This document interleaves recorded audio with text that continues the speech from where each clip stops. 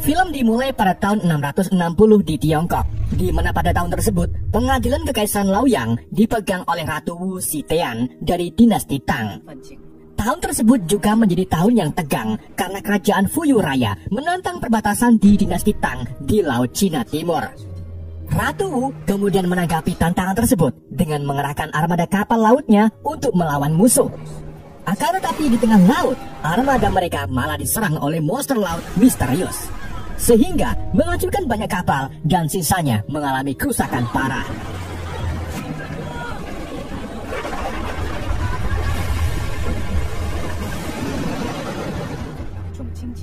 Karena kejadian ini, semua warga pun panik dan khawatir. Mereka kemudian mengadakan acara festival doa dan mempersembahkan gadis cantik bernama Yun Ruiji untuk menenangkan monster laut tersebut. Di tengah keramaian festival, seorang detektif bernama Dan Renji dari kota Bing tiba di Loyang setelah mendapatkan rekomendasi agar bergabung dengan Pengadilan Peradilan dan Revisi atau singkatannya disebut Dalisi. Di saat itu, Di Renji yang bisa membaca gerak-gerik bibir orang tak sengaja mendengar percakapan seorang anggota Kementerian Kehakiman yaitu Yuji yang berbicara ke prajuritnya tentang serangan yang dialami armada laut Loyang. Namun ia menghiraukannya dan memilih keluar dari festival. Ketika Di akan pergi, ia mendengar percakapan sekelompok orang mencurigakan yang berniat untuk menculik Yin Ruiji dan menjualnya. Sementara itu, Yuji menemui Ratu Wu di dermaga, di mana Ratu Wu menuntut Yuji agar segera menyelidiki monster laut yang menyerang armadanya. Dan jika Yuji dalam 10 hari gagal, maka nyawa Yuji akan menjadi taruhannya. Di samping itu, Di mendatangi kantor Dalisi untuk mendaftar menjadi detektif di sana. Tapi saat diwawancara, Di malah melihat peta dan menganalisa tempat para penjahat yang akan menculik Yun Ruiji. Menyadari kelompok tak dikenal beneran ingin menculik Ruiji, Di pun langsung mengambil rencana salah satu pegawai dan pergi untuk menyelamatkan Yun Ruiji. Di sisi lain, para penjahat mulai melaksanakan aksinya dengan membuat gas bius yang mengakibatkan penjaga serta Yun Ruiji pingsan. Ketika para penjahat hendak membawa pergi Yun Ruiji, Di datang menghentikan mereka. Namun karena kalah jumlah, Di pun kewalahan dan terkurung di dalam tungku.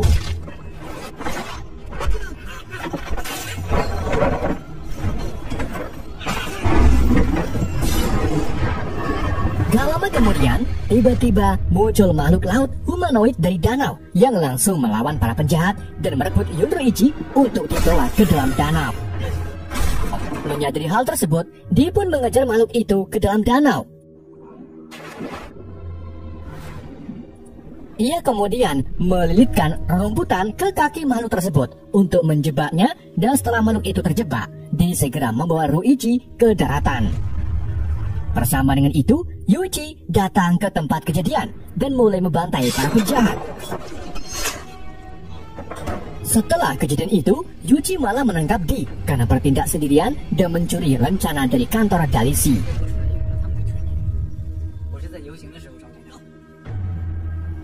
Singkat cerita, saat di dalam tahanan, Di sengaja memancing perhatian asisten medis yang bernama Sato dan mengungkapkan kalau ia tahu kisah hidup Sato serta masa depannya. Di juga berjanji akan memberitahu masa depan yang baik untuk Sato dengan syarat Sato harus membantunya.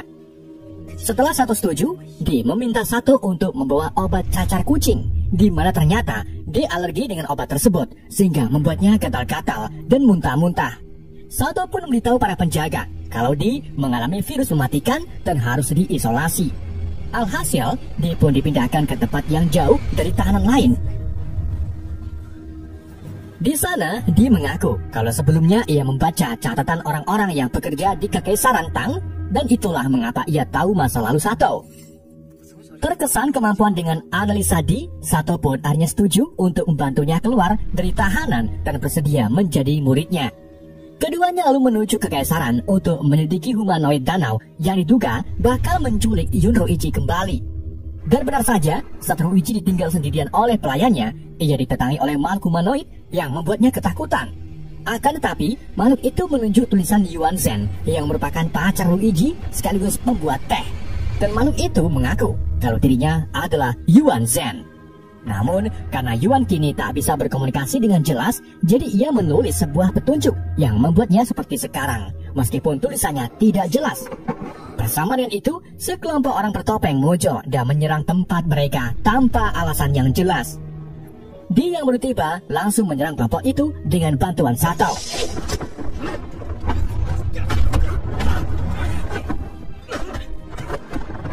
Sedangkan Yuji yang sedang ngeteh di sebelah sana juga mendapatkan serangan dari kelompok tersebut.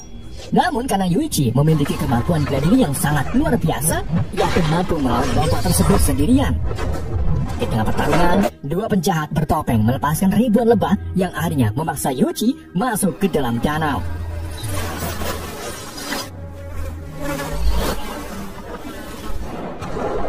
Setelah Di lebih unggul, kelompok bertopeng itu melarikan diri dengan masuk ke dalam danau dan berenang ke laut. Di dan Sato kemudian menolong Yuji yang keracunan akibat sengatan lebah. Selagi Sato mengobati Yuji, Di lalu pergi menemui Ruiji. Namun tiba-tiba Yuan menyerang Di hingga keduanya terlibat duel. Tapi Ruiji membela Yuan dengan menusuk Di dengan tusuk kondenya, sehingga membuat Yuan pergi melarikan diri untuk kedua kalinya.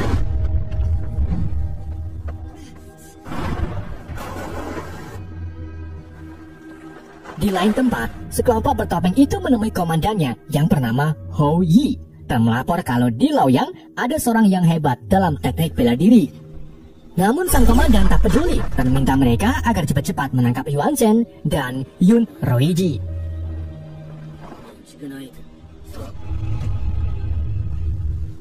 Keesokan harinya, Yun Ruiji mendekati Di dan mengungkapkan kalau makhluk humanoid itu adalah pacarnya, yaitu Yuan Zhen. Jadi ia meminta bantuan Di untuk menolong Yuan agar kembali ke bentuk manusianya. Ruiji juga mulai bercerita tentang awal mula ia bertemu dengan Yuan yang kemudian memberinya tusuk konde dan tulisan kain dari Yuan. Dia pun setuju untuk membantunya dan membawa tusuk konde tersebut sebagai petunjuk. Dia kemudian menemukan Yuji serta anak buahnya yang sedang menyiksa tukang pembuat topeng untuk mencari pelaku kelompok penjahat tadi malam. Di menghentikan mereka dan mengatakan kalau para penjahat bertopeng itu bukan dari kota Laoyang, melainkan dari wilayah timur karena ia sempat mendengar aksen bahasa timur. Gak cuma itu, orang-orang di wilayah timur juga biasanya bekerja sebagai nelayan. Itulah mengapa para penjahat bertopeng sangat ahli dalam menyelam. Dia menyerahkan petunjuk dari Yuan berupa tulisan kain ke Yuji dan terungkap kalau itu bertuliskan teh lidah burung yang merupakan resep dari kedai teh Tranquilly, di mana teh tersebut hanya boleh diminum oleh orang-orang kekaisaran. Mengetahui hal itu, Yuji dan pasukannya pun pergi ke kedai teh Tranquilly, namun sesampainya di sana tak ada satupun orang yang sedang bekerja. Dari sinilah disadar bahwa di Dalisi ada pengkhianat yang bocorkan tentang kedatangan Yuji ke orang-orang kedai. Menyadari Dalisi sudah tak aman, Di, Sato dan Ruiji pun bertemu diam-diam, di mana mereka melihat kalau warna tusuk konde Ruiji mulai memudar. Dari situlah mereka berasumsi kalau Yuan membuatnya dari lilin. Mereka pun berencana untuk pergi ke pembuat lilin terdekat yang diyakini sebagai tempat persembunyian Yuan. Di malam harinya, mereka pergi ke tempat pembuat lilin dan menemukan Yuan sedang makan burung. Tak berpikir panjang, Di dan Sato pun bergabung untuk menjatuhkan Yuan.